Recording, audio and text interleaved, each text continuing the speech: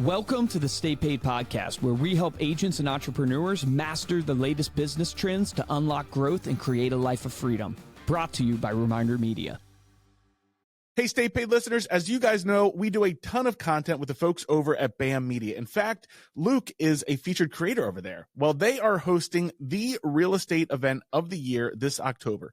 You'll hear from some of the rockstar podcast guests that we've had, like Ricky Carruth, the broke agent, Byron Lazine, and the one and only Luke Acree himself. To get 25% off your ticket, visit bammania.com and use code REMINDER at checkout. That's BAMMania, BAMMANIA.com, and use code REMINDER at checkout. Can't wait to see you there. Welcome to Stay Paid. My name is Joshua Stike. And I'm Luke Acree. Before we bring on our guest today, we'd love it if you take a minute to subscribe to Stay Paid on Apple Podcasts or Spotify. If you're not already subscribed, and while you're there, drop us a review. We'll read it here on the show. This week, we have joining us, as always, Stephen Acree and Cody Smith of the Acree Brothers Realty Team, the #1 real estate team in Lynchburg, Virginia. Welcome, gentlemen. Thank you, sir. Thank you. And our guest of honor is Allan Dalton. Allan is the CEO of Real Living Real Estate and Senior Vice President of Berkshire Hathaway Home Services, having previously served as the CEO of Realtor.com and SVP for NRT. Allan is a legend among the real estate leaders in the industry today, providing leadership, strategic vision, and executive decision-making for each of the brands he serves. Allan, welcome to Stay Paid. Thank you. Let me just say this at the outset. As of several weeks, a couple months ago, I'm no longer Senior Vice President of Berkshire Hathaway Home Services, and there is no longer a Real Living. Okay, so are you in the retirement world or no? No, I'm not. I'm busier. You expire. I'm busier than ever. I have a number of clients I'm working with, mostly in the metropolitan New York area, so I can just drive within a couple of hours every day, and which keeps me very contemporaneous and hopefully on the cutting edge. I love it. Hey, man, I've been excited to have you on the show because I got the privilege of jumping on a phone call with you not too long ago. And just you are a wealth of knowledge, obviously been in the industry a very long time, have led some major organizations that have shaped the industry, and would love for you to share a little bit about your background. If you can kind of give us the minute high-level overview of your journey into real estate and what got you to be the CEO of Realtor.com and then, be so high up at Berkshire Hathaway? Well, I guess the two most seminal aspects of my career was the several years I was CEO of Realtor.com, and that came after building a company with my partner, Joe Murphy, from 1 to 60 offices years ago, and then we sold it to NRT, Realogy at that time, and I was also EVP of a major company, Coldwell Banker New England. So that, and then most recently, Senior Vice President of Research and Development for both Berkshire Hathaway Home Services and Home Services of America. And so that's basically my resume encapsulated. So you just wrote a book, Buyer Agent Be Aware. Obviously, there is a lot of shifts going on in the industry with the commission lawsuit and everything that's just been changed. Now we are on the other side of the change, or at least the first aspect of the change from the whole NAR lawsuit. Can you walk us through why you wrote the book and kind of give us the premise behind it? I wrote the book for a few reasons. First of all, for the first time in multiple decades, I had some spare time, and I spent, so it was a imposed attempt at literature. And so I spent 3 or 4 months researching what I believe agents will have to do to be able to manifest immense and indispensable value on the buying side now that their compensation will come under greater scrutiny, and they'll have to articulate value in a way that they never did before to buyers who also are going to be somewhat ambushed by these imposed changes. So what I did is I have 320 pages. It's in the book. It's called Buyer Agent Be Aware. It's on Amazon. Some of the more notable elements of the book is I did case studies with several of the top agents. One agent who last year herself, without a team, earned $10 million. Another right here in Fairfield, Connecticut, one of your very proud clients of Reminder Media, Julie Vanderblue. Look at that, Julie. We love you. We received, my wife and I received this several times a year, and Julie did 100. I spoke to her broker, Rick Hagan. She did $150 million herself. Wow. And she attributes a lot of it to the way in which she is now more digitally prolific because of Reminder Media. And so there's case studies and everything Julie does. And half of her business comes from buyers, and half of the business from the agent in California, the aforementioned Crystal Clark, is with buyers. And then I interviewed and did a case study on Andrew Undum, who has one of the largest, most successful teams in the real estate industry. But 90% of the book was research and a lot of things that I've introduced over the years, both in my own company. I had created the national marketing systems for several global brands. Many years ago, Mike Ferry dedicated his book to me. And so I've been around the block. I've been in all aspects. I just saw him on Tom Ferry's stage for the first time in like a decade or so. They shared a stage together. I was just at Tom Ferry's conference. Give me a little bit. I mean, obviously you don't have time to go through the whole book, but you did all these case studies. Like, what is the main thing or a couple main points for buyers agents specifically to showcase their value so they don't lose out on the commission? Because that is what everybody's wondering. Well, there was three major steps. First, they have to first identify and internalize their value. For example, we've got to remember they were coming out of 50 years of paying homage to the listing side and denigrating the buying side. If you were to take the top 100 agents over the last 20 years, perhaps 100% focus more on the listing side than the buyer side. But just because the listing side was more valuable to them, that doesn't mean that they have more value to a seller than a buyer. And sometimes they conflate that, okay? Because for 30, 40 years, people have said listings are the name of the game. If you don't list, you don't last, and so forth and so on. No one ever said buyers are the name of the game. No one ever said if you don't work with buyers, you don't last. So there's a lot of buyers against the buying side of the business, okay? So how do you internalize the value? First of all, I think a case can be made that a buyer agent actually has more value to their client than a seller agent. Let's take a look at it. First of all, who do you think has to have more knowledge of the community? The buyer agent. I could have Cody, I could airlift Cody to Chicago, and Cody could make a phenomenal marketing presentation to a home seller, use IDX, use the MLS, arrange for open houses on day one. But if on day one, if I met him as a buyer, he would be lost in terms of showing me neighborhoods, towns. So a buyer agent has to have more value in terms of community knowledge. A buyer has to have more value in terms of construction knowledge, because the listing agent, the seller agent, is representing the home seller. They're going to disclose everything. There's going to be inspections.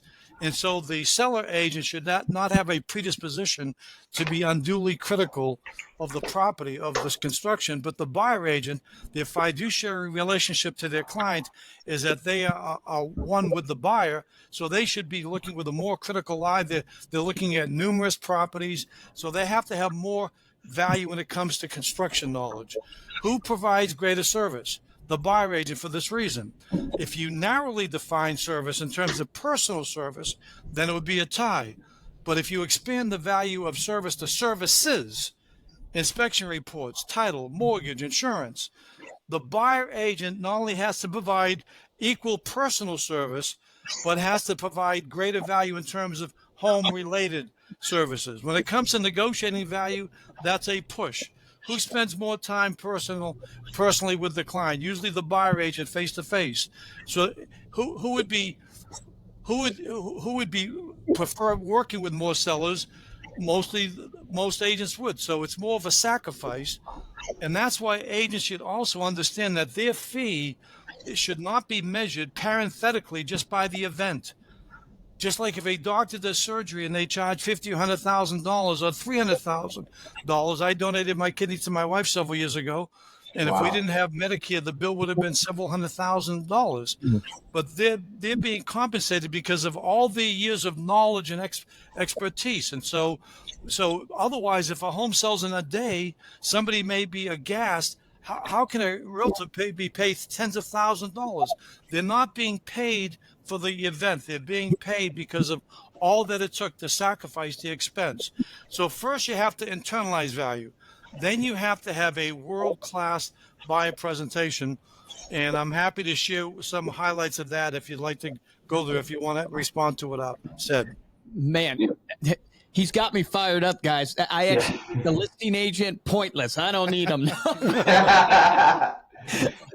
No, that's fantastic. I tend to agree. I think the first rule of any sale in any industry is you got to understand your value and what you bring to the table, because once you understand it, look at the confidence that is displayed through what you're saying, because you have competence, right? Because you know what you're doing and bringing to the table. Walk us through, right, the listing presentation, the buyer's consultation, and why you think you need a stellar one, and what are the key points that we need to do in the buyer's consultation? Okay, first of all, a lot of agents have correctly, and it shows their evolution over the last several years, they have said this: oh, I do a buyer consultation. That's great. That sounds more elevated than a sales presentation. And yet, with the new changes that are being imposed, realtors are going to not only have to do a buyer consultation, needs, wants, and so forth and so on, financial ability, they're also going to have to make a presentation. They're going to have to present their value, and it's got to be organized. The challenge is this: the industry is completely unaware. It's like the first few months of COVID, okay, to use that gruesome analogy, and forgive me if that offends anybody, but this is all unexpected. So what the industry has done very hurriedly is that it is focused on the policies and the forms, okay, versus the presentations and the form the agent has to be in, okay? So it's one thing to be able to know what's allowed, what's not allowed, what the buyer, the difference between compensation and concessions, and so forth and so on. It's another thing to be able to manifest a riveting, indispensable value proposition. So in the book, and I've created this for my local clients, I created the 7 A's of buyer agent value. And my clients now are coming up with a guaranteed buyer presentation. And that's in the book, how anyone can do this, okay? Now, you can't guarantee results, but you can guarantee a methodology. For example, in the same way that when you go to a hospital, there's a patient's bill of rights. Now, the hospital cannot guarantee the result of a surgery, but there's certain things that they commit to that they guarantee. With the fact that buyer value is going to be scrutinized and challenged, and the fact that many consumers still to this day perceive a real estate transaction as a fee-inflated event, which they must subsidize in order to promulgate an inefficiently run industry, it's incumbent upon realtors to be able to show very briefly a lot of value. So the 7 A's, and keep in mind, sometimes an agent's going to say very little, sometimes they're going to be challenged. But they first have to internalize value, because as we all know, if somebody doesn't believe in themselves, that makes it unanimous. So here are the 7 A's, okay? Agency, access, arrange appointments, apprise and negotiate, answer all questions, administer the transaction, and after the sale value. So this at least demonstrates to the buyer that somebody just didn't roll out of bed and now I have to show more value now, and I've got to go over the new rules with you. That they've actually taken the time, given the gravitas of buyers now thinking they're going to have to. I say thinking because, as we all know, a lot of it won't change if the compensations come from the gross sales price. So the buyer has to be educated. So this is edu-selling. So I'm not going to go through all of them, but I'm going to highlight a few of the things to show what I've brought that I think is required. First of all, would everyone agree that it's going to be very important to establish trust with the buyer as soon as possible? Yes. Absolutely. Even more so on the buying side, because typically a real estate agent is more likely to have a prior relationship with a home seller than with a buyer, okay? Because the buyers are coming more from lead gen, okay, than the sellers are. Although what you're doing with Reminder Media, you're helping them get both lead gens. but typically they're going to be meeting the buyer for the first time.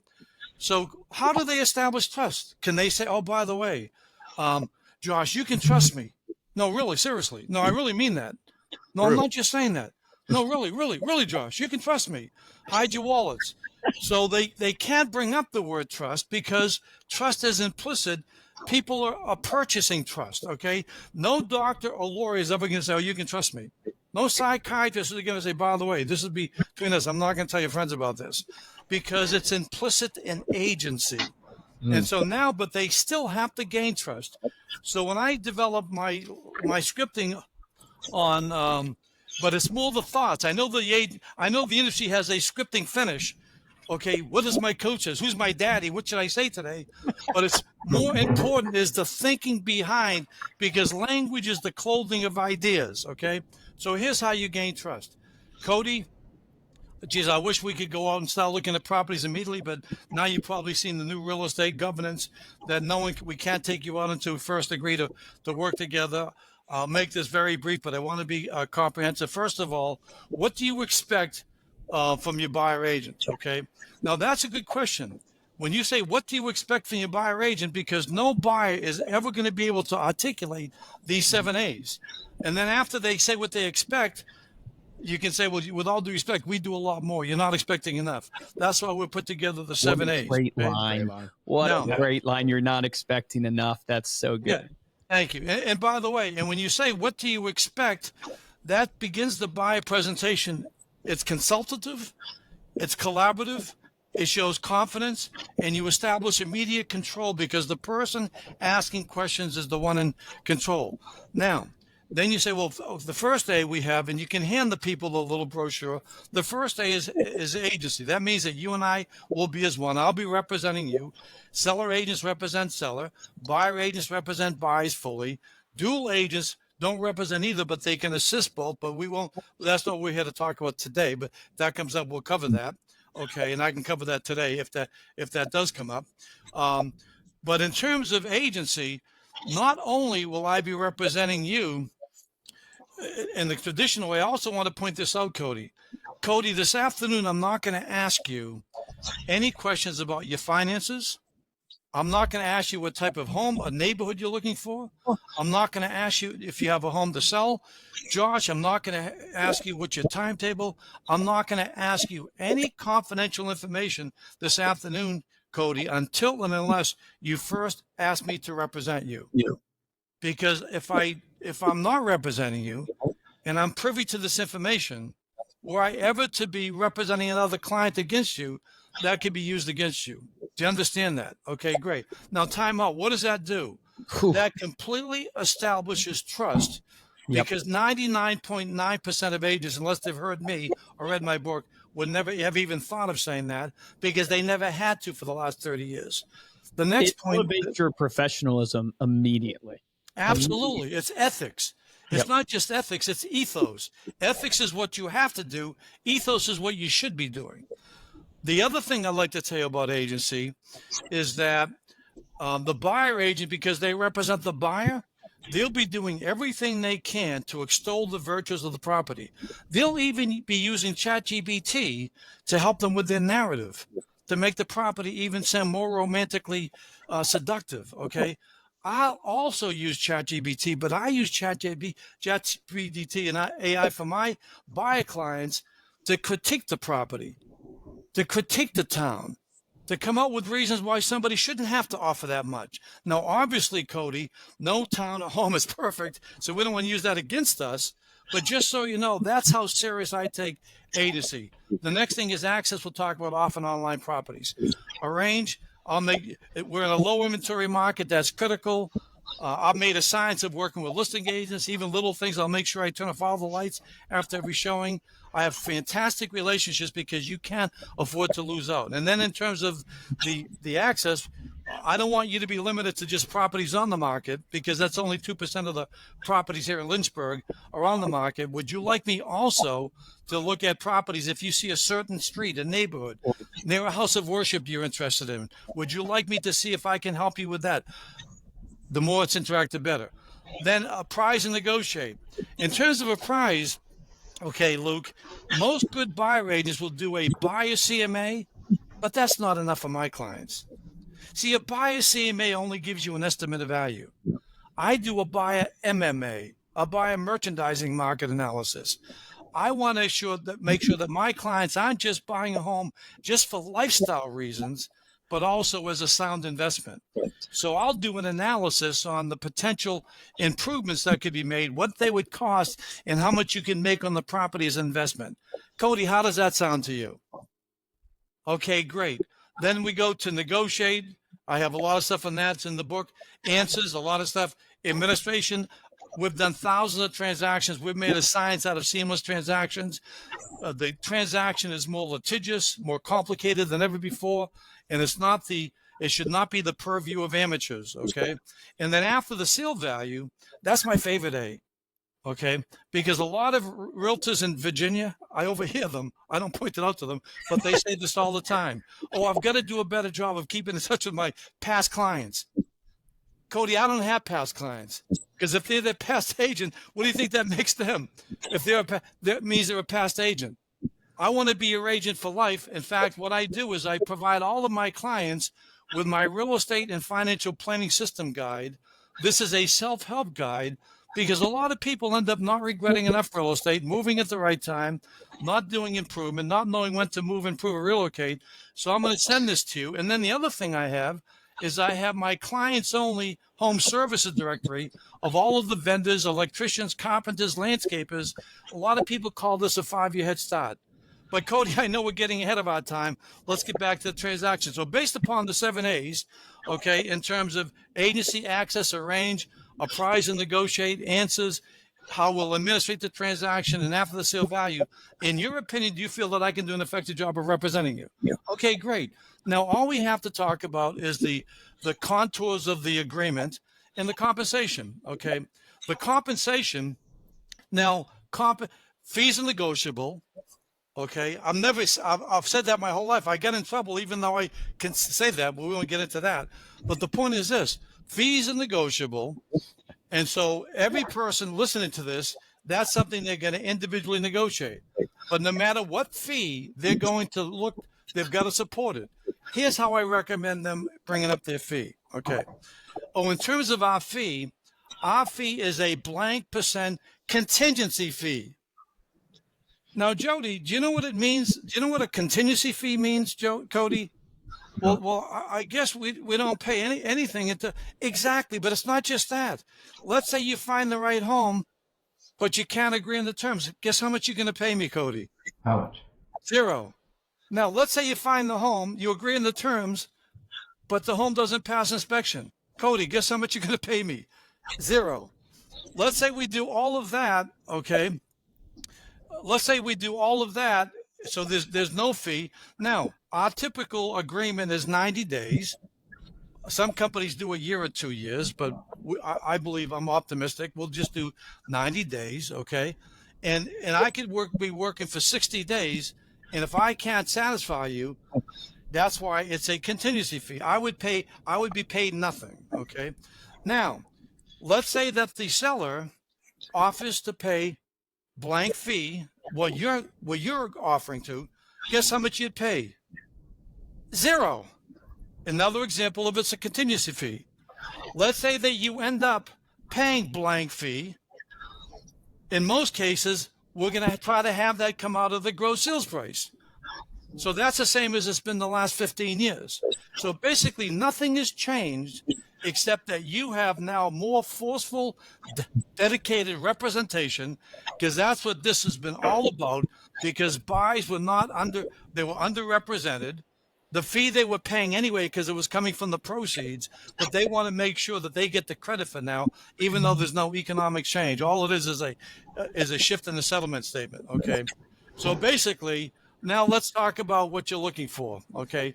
Now, first of all, do you have a home to sell? So now you're off to the races. All I'm saying is this. Now, to some people, oh, that's 5 or 10 minutes, that's too long. It depends on the situation. If you can do that, the less said, the better, but also you have an obligation to explain your value to people. Now, there's another challenge that we have, though, and that is you asked a very important question, but would you like to take a break here because I have another follow-up? I love it, man. I'm learning so much. But what are your thoughts, Cody and Stephen? Because you guys are in it every single day on the AA's presentation. Yeah, and ultimately, obviously, it's going to be a lot more interactive, right? So that was just like awesome bullet pointed, right? And obviously, you're going to ask questions as it relates to as you're going through those A's. I would say the only thing that I'd like to have a question on, we are always results focused, and you've got to draw the consumer back to the results that they want. And I'm sure like throughout your presentation, you're doing that because they've told you the expectations and you're going, you're not expecting enough. I freaking love that, right? So you just go into that, but pointing them back to what they said they want is ultimately going to make them way more engaged within your presentation. And then you'll have a lot more interaction, obviously, throughout the presentation. I loved it. I think the best listing agents. Sorry to cut you off, Steve, but do you find, Allan, that that's what you're doing is going back to the results? Or are you doing more? Without a doubt. Let me just say this. And so what I did for 25 years of my career, I was on 2 to 3 listing calls a day for 30 years. We had 60 offices. I made the presentations for the whole company. And so I made a science out of the marketing presentation. I never get involved in the buyer presentation until research in the last 4 months. So when I've been doing with my clients, I always ask them, when it comes to negotiating, well, you pointed out, by the way, in terms of negotiating, just so you know, my philosophy is my buyer clients always have an advantage because the seller is stuck with one home. You've got hundreds of different homes you can look upon, and I operate on that in terms of that. But then I say, show them examples of successful negotiations. This one, this one, that, this one, this one, that. So the more it's interactive, because, for example, the whole thing about off-market properties, okay, how important is it to you that you have exposure to properties that maybe, so the more conversational, because no one wants to listen to a diatribe or a suffocating presentation. But what I'm saying is this, but it goes back to number 1, identifying your value. For example, is because each one of these 7 has a life of their own. When I talked about the agency, did you like the fact of saying, I'm not going to ask you until this? Oh, I like that. Geez, I wouldn't have done that before. When it comes to apprising you of value, okay, did you like the fact that instead of just doing a buyer CMA, you do a buyer MMA, okay? The dean of the Stanford University, when I was CEO of Realtor.com, I brought him in for a 2-day workshop. He had this book. This was his signature observation strategically. Every single person in business has to compete in 2 ways. First, for a positional advantage, and then for a capabilities advantage. The positional advantage, you liken to McDonald's. They've got worldwide ubiquitous locations, immense brand top of mind share. But if they don't develop a corresponding capabilities advantage, okay, a drive-through window, a more nutritional menu, they don't flourish. The dean of the Harvard Business School said this: every person in business should ask themselves 2 questions. Number 1, what do I do that my competition does, but that I do better? And which is what Reminder Media is all about. And number 2, what do I do that none of my competitors are doing? I may not be right, but I'm convinced 99% of agents, as of this date, number 1, don't have a guaranteed buyer program, number 1. And number 2, they haven't taken the time to forensically maximize every touch point. That doesn't mean that you've got to say 2 all beef patties, special sauce, pickle sauce on a sesame seed, but you can just say Big Mac. But the agents have to be more conversant and have a deeper appreciation of their value. And so they may not even go over all of it, but on 1 or 2 points, like that after the sale value, somebody says, gee, I really like this idea that you're going to help us for our life. Oh, I like this home services directory, which has been called, which my clients have told me, Allan, that's like having a 5-year head start and moving into Lynchburg. Thank you so much for this. See, these little extra values are important. Yeah, what's the guarantee as well? You're saying a guaranteed buyer program. Can you go off a little bit about that? Well, what you're guaranteeing. Like, what's the actual guarantee? The guarantee is that you will satisfy all of these 7. This is like the patient's bill of rights. I'll help you after the sale. I'll help you with off-sales properties. I'll get you access. If you're out of town, I'll go take videos of the properties for you. All of these can be elaborated upon, but it gives instead of like a timeline, which is too excessively linear. What this does, this romances the stone. It's more conversational, and it basically says that you have given a lot of thought. In the same way, there'll be seller's guarantee, because the listing presentations are so much more advanced. But on the listing presentation, for example, the power of freeze. I've taught agents all over the world. First of all, the industry has a major problem in terms of its language communication. We still have people talking about listing presentations. What percentage of consumers want a listing presentation? Zero. Yeah. What would prefer a marketing proposal? All of them. See, the reason why the industry, a lot of people aren't as successful is because the industry's had to be dumbed down. That's why 80 do 20% or whatever of the business, okay? And so what sounds like the agent has more value, a listing presentation or a marketing proposal?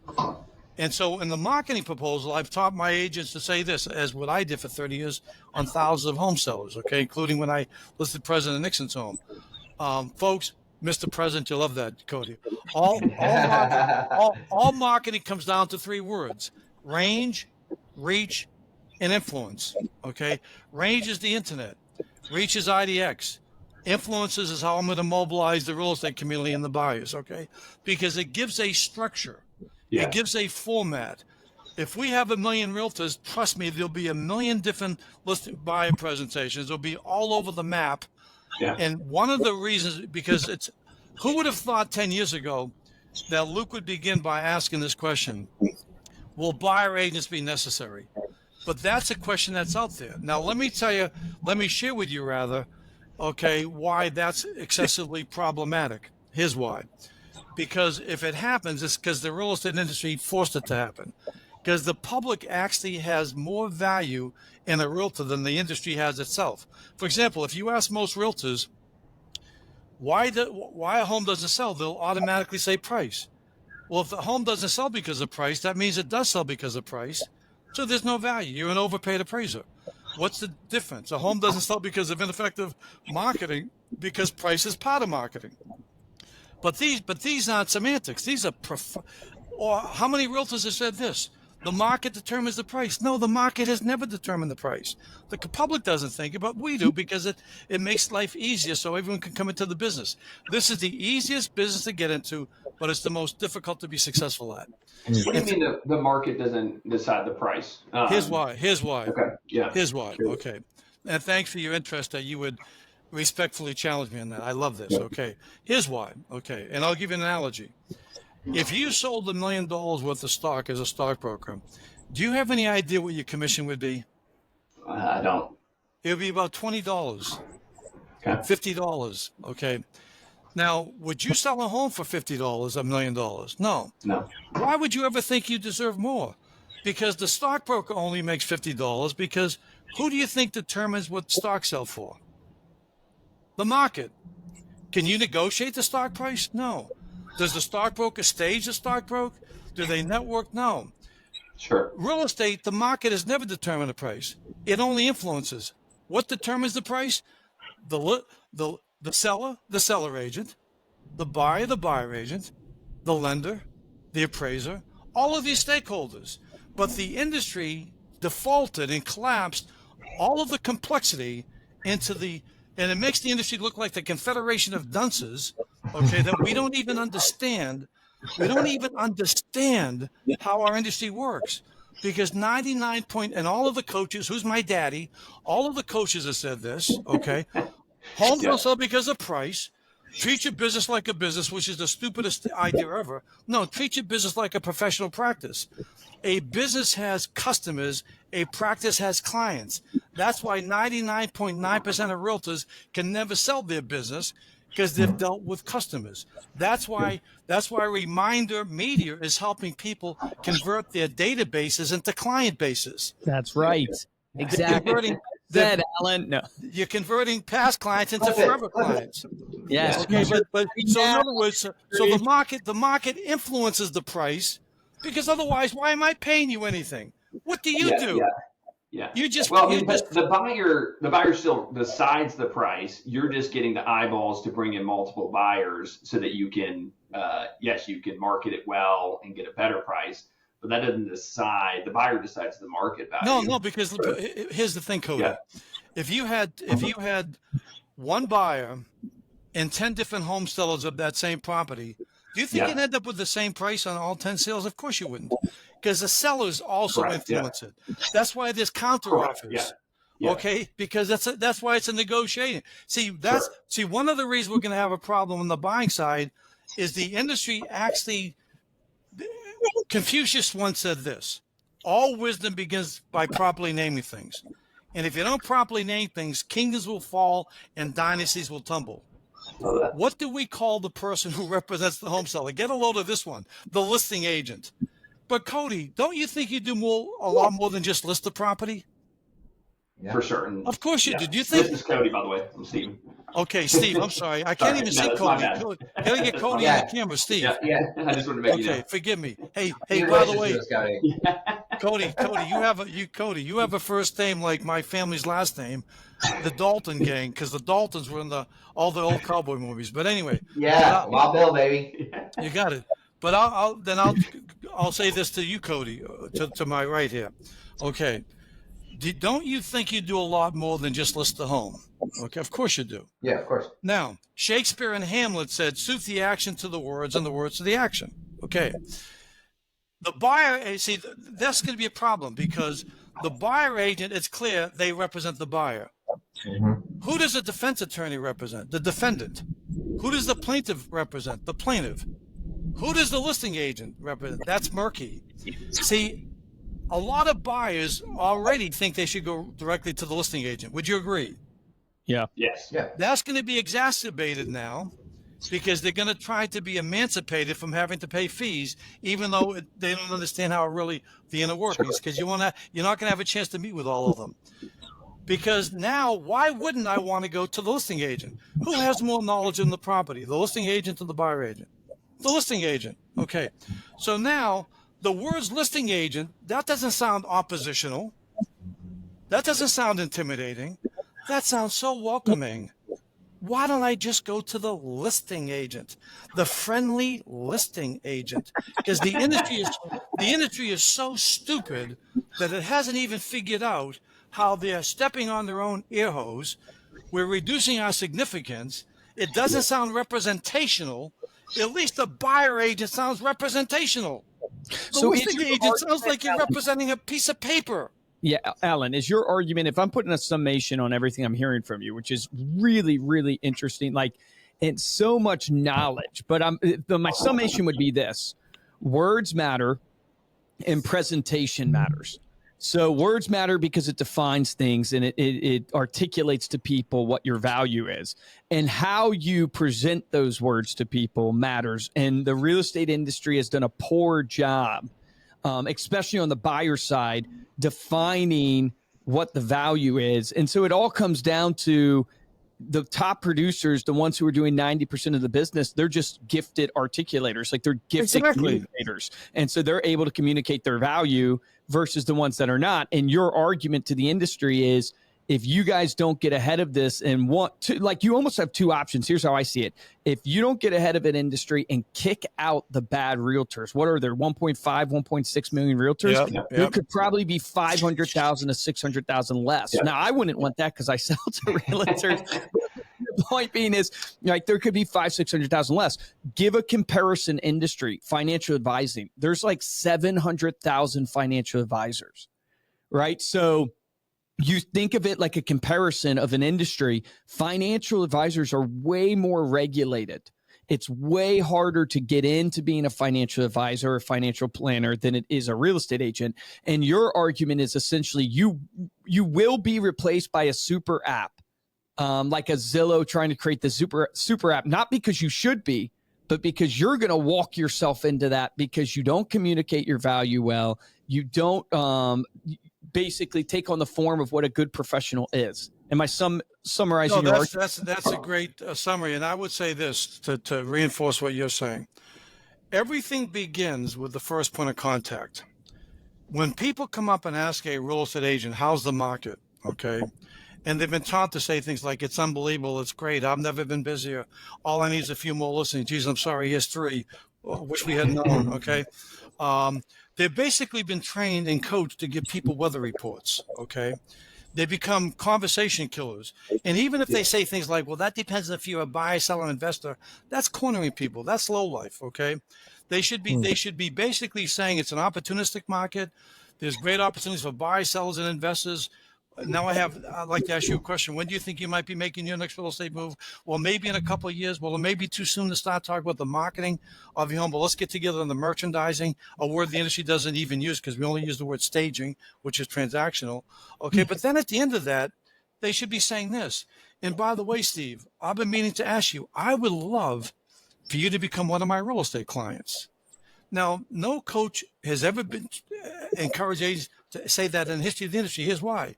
Because it would be completely illogical. Because the industry has defined clients transactionally. During a transaction, they're a client. After a transaction, they're a past client. They're before the transaction. At the best, they can be a future client. And that's why the whole industry's been assessed with, here's my pipeline. These are my onesies. Jared James slaps people on the wrist all the time for calling people past clients. He's upcoming coach. Maybe he has studied under you. Well, I've been saying it for 10 years, but anyway. But let me get to the punch. But here's the punchline here. Here's the punchline. Okay, the punchline is this. The reason, so if somebody isn't asking somebody from their first point of substantive contact to be their client, they wouldn't ask that because they have defined client by agency, okay? And so therefore, that same person a year from now will have a facility sign that's not theirs. You mentioned the financial, and I know you help other industries, which is good because that helps you bring in advanced disciplines into the real estate industry in terms of your digital methodologies, and I commend you for that. That's why you're so revered within the industry. And by the way, one of the greatest determinants of success in the real estate industry, and I've studied this, I had all the metrics at Realtor.com when I was CEO there. One of the greatest determinants is the people who see the business as being an entrepreneur. Because entrepreneurs invest in their career. In every company, the people who invest more in their career make all the money. And so you have agents who don't understand that, and they don't understand that 95% of the people in the country, they process work. Only 5% create work. See, people come into this business, they used to be an MBA at Xerox, and they flounder. Because from the time they went to kindergarten to when they're in their mid-50s and 60s, they've always been told what to do. When they worked for UPS, they didn't have to create systems because they were created for them. They didn't have to invest in their career. So a lot of agents never make this shift. But getting back to this financial analogy, the real estate industry is going to probably have to do what the insurance industry did years ago. I was in the insurance industry when it had to shift to financial planning. In the 80s, Ralph Nader came up with Consumer Reports, and it told people that cash value life insurance was a bad investment, that you should buy term and invest the rest. That basically eviscerated the entire real estate industry. I mean, the insurance industry. They all had to become financial planners. They all changed how they communicated, too. They became more sophisticated. If you look at textbooks from the insurance industry 40 years ago, you'd read this in their training. What if somebody says, how many years do we have to pay for the premium? Say this, maybe only one. Right in their training. What if somebody says, why do I need $1 million policy? If I die, my wife's just going to remarry anyway. What would a woman with $1 million policy possibly want with another husband? Okay, that's the way they were trained. But they went from selling burial insurance to death insurance. Then they figured out after 25 years it would sound better if they called it life insurance, has a nicer ring to it than death insurance. Now you can't find life insurance agents. They've all become life insurance. They've all become financial planners. Now they sell life insurance because they take a holistic, not past client for life approach. So a financial planner would say for the first time they met you, hey, Cody, I'd love for you to become one of my clients, even if you don't do anything for a year. The real estate industry has to make that shift from a transaction to transaction-driven industry because you have to have value before and beyond a Google search or AI, and that's why I'm going to ask your audience here to see if this is maybe something they'd like to see Reminder Media put together with me is a real estate and lifestyle financial planning guide. Okay, because again, it's a self-help guide. It's much more impressive than people getting pumpkins and refrigerator magnets as if they're going to say, gee, honey, we should move up. How about this pumpkin? Okay, the industry has to make some dramatic changes. Okay, and they've got to be able to convert people, and it's not just having a sphere of influence; it's influencing your sphere. Okay, and if anybody thinks this other person who's now using my past clients isn't getting from me, they're hallucinating. I'll document it. But anyway, I got to call Jared. No, but Luke, but nice try. Yeah. But nice try. Okay. Hey, listen, I was drafted by the Celtics years ago, so I'm very competitive. Yeah, exactly. No, that's why you're a stud. Hey, so I think you're on like your main point of if you don't shift as a real estate agent to start seeing your business as a doctor sees their practice, where they have patients that they do annual checkups with, that they have come in multiple times a year. The problem for the real estate industry, and you see this, which is why you're creating what you're creating right there, is the real estate agent doesn't have anything to offer that is structured or formatted throughout the year, or throughout what I would say are the years. The problem inherently with the real estate industry is the average person moves every 7 to 11 years. Mm-hmm. So how do you keep a client current over an 11-year period? That's a really hard thing to do. And there's another industry like this that has struggled to do it as well, the car industry. So you buy a car every 5 years or whatever it is, but cars, the greatest salesman in car dealerships, they're referral based, right? They're relationship driven. So they're trying to do the touch point campaigns. Exactly. Because we service the car industry too. But I think if the real estate agent could become the financial planner, they're on to something. And we interviewed a lady, Amy Stockberger. You guys remember this interview. She is like, if you think about like the metamorphosis of like the transition happening, like she is probably on the cutting edge of what it could look like to have a real estate business that is has patients, right? That has clients, because of all that she's offering after the transaction, all the connections to the vendors in the area, all of the stuff she's giving away. But I'm curious, like for you, how often should a real estate agent be in touch in the sense of this financial plan? Is it an annual review? Is it a quarterly review? This whole document that you held up. Okay, it starts off with this. First of all, I actually looked up the definition of reminder. Okay. And the definition of reminder is to cause someone to remember someone or something. Agents listening to this have to understand the duality of that. Okay. It has two dimensions. Okay. A lot of people may remember you, but how are they remembering you? Okay. Like, for example, when agents years ago used to say, I keep in touch, I used to ask myself, is that an announcement or a warning? Okay. Because if there were a do not be contacted by a realtor registry, some people may sign up for it. That's why what you're doing with the elegance, okay, of good to be home. Because as I look at this content, and my wife and I look at this, we've been married 52 years now, okay, welcoming a new pet. I wrote a program, buying and selling a home with pets. I love this, okay? But the agent, Julie, didn't have to create this, but we think she did, okay? Check their health status, okay? Protecting against real estate fraud. This is serious content. I coined the word years ago, content sequences. I write about it in my book, Buyer Agent Be Aware. Okay, content carries consequences. See, if like, for example, if you went to the Marriott in Lynchburg on a Thursday morning, there may be 10 agents sitting around a little table with their coffee and donuts learning how to make listing presentations. But that evening, there's 600 people in the ballroom learning how to flip real estate. Because the industry is in the listing business. It's not in the real estate business. It's not in the content business. If you go to a bookstore, you go to the real estate section, 99% of the books are from outsiders. And so the agents are on a straight commission. They don't have the time. They don't have the content. AI is not just the answer. What you are doing for the agents, but most of them aren't smart enough to understand that people are in the home for 8 to 10 years. How are they going to sustain that relationship? It's not going to be by pumpkins and refrigerator magnets. Those are like bribes. That's like trying to extort people. Okay, this is providing value, designing a more pet-friendly home.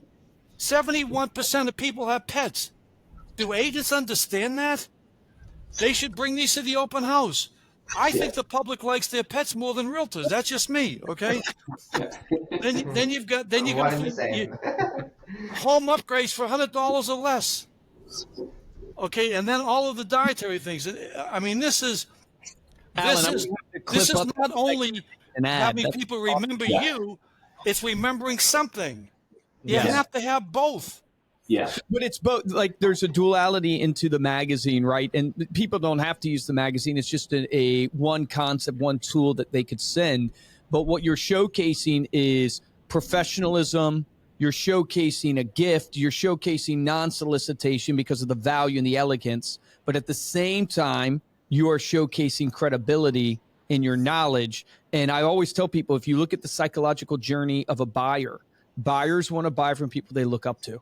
Not people they look at, meaning they know as much as, or people they look down upon. If I don't want to buy with you, helping me buy a home, if I know more than you about real estate, right? I don't want to buy a home with you if I know just as much as you. I want to look up to you. I want you to know more than me to take me from point A to point B. So what you're showcasing in content, whether it's through a financial plan, the magazine, going out with content, whatever it is, you're showcasing your credibility that, hey, I know what I know because I obsess over this. I do it every single day, 40, 50, 60 hours a week. And that's why you should trust me with your most valued asset or your most important purchase in your life.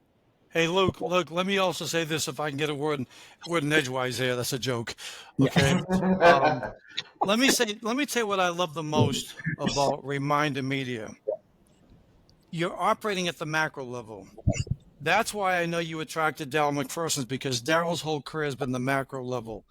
Okay. Solutions for the whole industry. Okay. Most agents, they're at the micro level.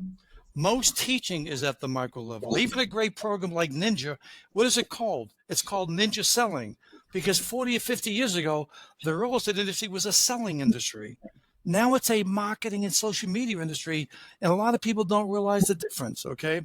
And so the macro, so instead, it's not about the psychology of sales. It's not about DISC. Oh, is he a D? Is she an I? Is he an S? Or it's not about neurolinguistic. If somebody leans forward, you lean forward. If somebody's audio, how does this sound to you? If somebody's visual, how does this look to you?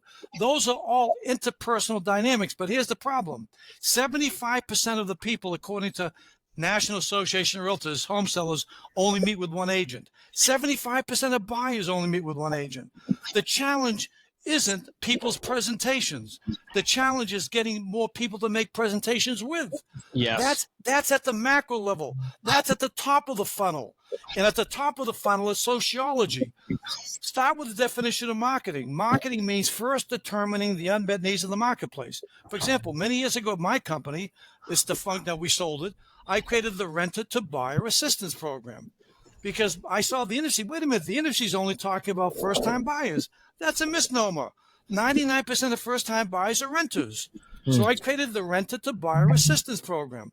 For my clients right now, I'm calling the home buyer assistance program because I'm taking all these state and federal programs and putting them into my clients' brochures so they can then advertise, ask about our first-time home buyers assistance program. See, that's a macro level. It doesn't matter whether they're a D, an I, audio, visual, tactile, okay? And what you're doing is that you are operating at the macro level. And what you're doing is you're taking an industry that really has an aversion to prospecting. Because if you ask a lot of people, what did you do before you get into real estate? 90% weren't in high level sales. Okay. Right. So it's like we're an industry of engineers and no one took math. And so they're not going to knock on doors. They're not all going to call strangers. So true. And what you're doing is that you're providing what I call digital door knocking. Okay. You're bringing in assertiveness. People can invest into what they're not. They're not that assertive. They're networkers. They're hardest working people, the greatest people, but a lot of them aren't prodigious prospectors. And what you have done is that you have made prospecting doable for a lot of agents whose impeccable breeding is an impediment to prospecting.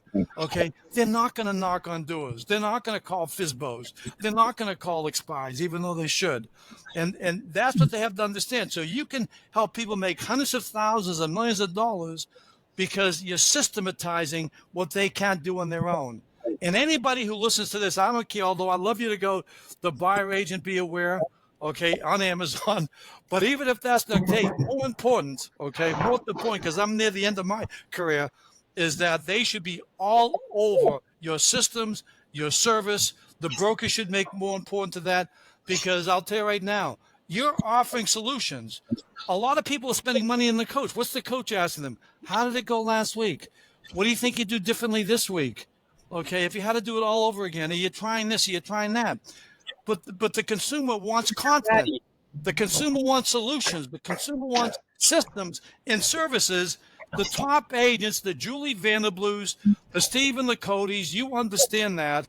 And forget about the 80 to 90% of the people. They're not going to make it, okay? But we have to even further, the industry has to further empower and equip its top producers, because we want to make sure our top people are meeting with buyers, because a lot of the low producers who are meeting with buyers over the years, they're not going to have the gravitas to be able to express their value and keep buyers from going directly to the listing agent.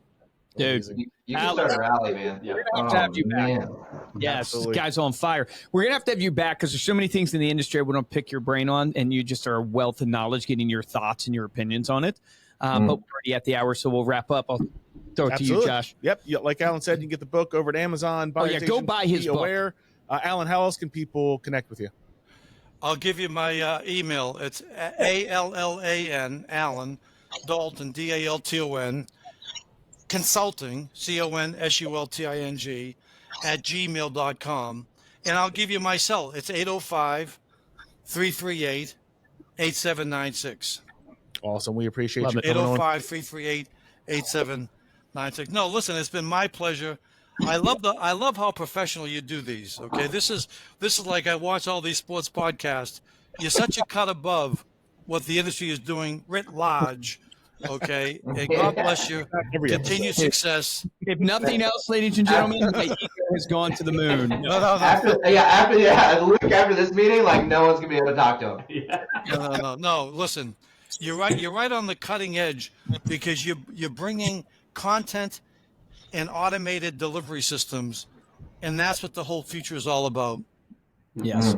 Well said. Thank you all so much for joining us, and thank you for listening to this episode.